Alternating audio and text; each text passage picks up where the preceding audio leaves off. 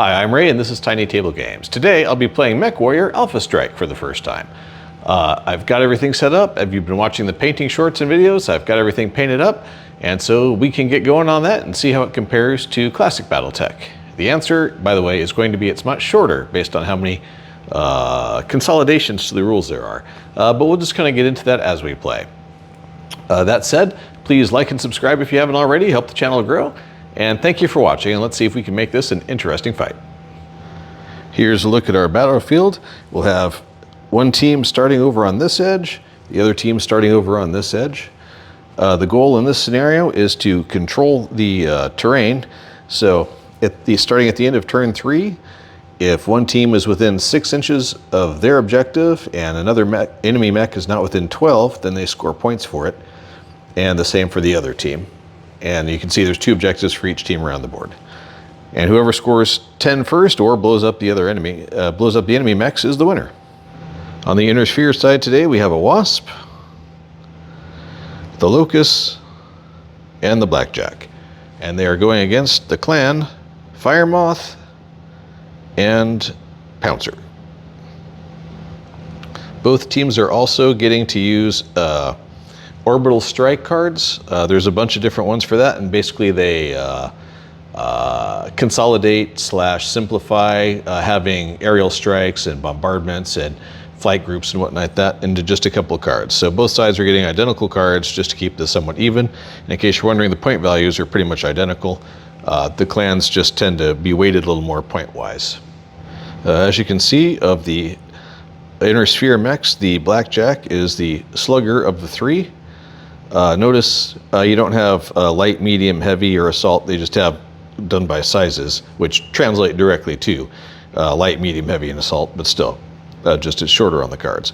But notice 2 points of armor, 1 part of interior, 2 points of armor, 2 points of interior structure, and 5 points of armor, 4 points of interior structure. So by comparison, he is the wall. The fire moth, extremely fast, extremely crunchy. And the pouncer, a little crunchy, not quite as fast. Okay, getting started here over on the inner sphere side. We have the 3 mechs set up. That is a clan objective. As you can see, the inner sphere objectives are here and over there. The clan objectives are there and here, which is actually, now that I look at it too close, it needs to be a bit more up here. Got to be at least 12 inches from their side. And over here are the 2 clan mechs starting. Okay. Time to roll initiative. Let's see who's starting things off.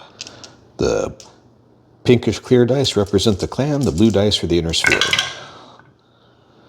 So the inner sphere wins. So here you got the stop motion version of it with a little, I thought I'd try zooming in and showing a little POV, or at least attempting to it. Let me know what you think of it. Or not. In any case, it was fun to make it. It took forever and a day. But definitely a thing about alphastrike is, you know, the movement not being on the hex. And facing not being such a big deal. The direction you face matters at the end of the turn, because all of your fire arcs are forward facing, everything except the back hex, or the back hex face, basically, of the base. But the reduced amount of limitations in how you move makes a big difference. Makes it feel a lot more 40K-like, and certainly speeds up the process. You don't have to worry about counting hex turns and torso twisting or any of that stuff. You just kind of move it like 40K, get where you want to go, twist yourself around how you want to be twisted, and there you are. I think that provides a lot more flexibility in the moving. And individual line of sight matters a lot more, as opposed to just counting hex levels and what you can actually see. And by the way, I clobbered like half these buildings making that, and then had to rebuild the map behind it as I went, but I thought it was kind of cool anyway.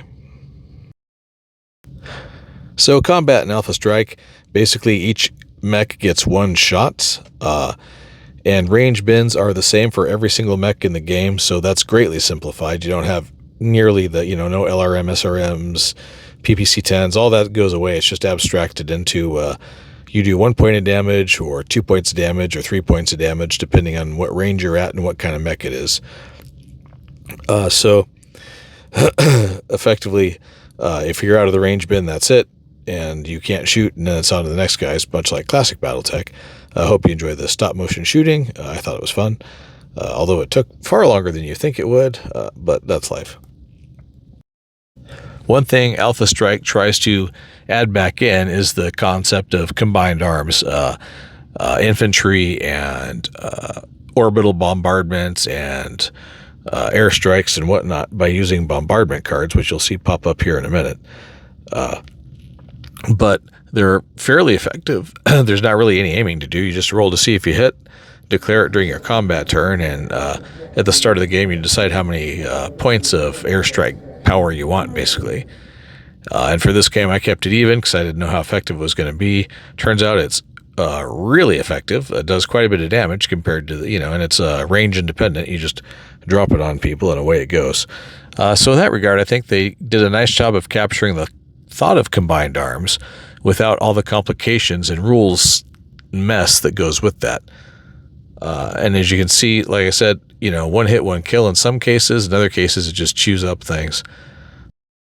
In any case, a 2-on-3 mech battle with air support occurred much, much, much faster than it ever would in classic Battletech. So alphastrike is really handy for that.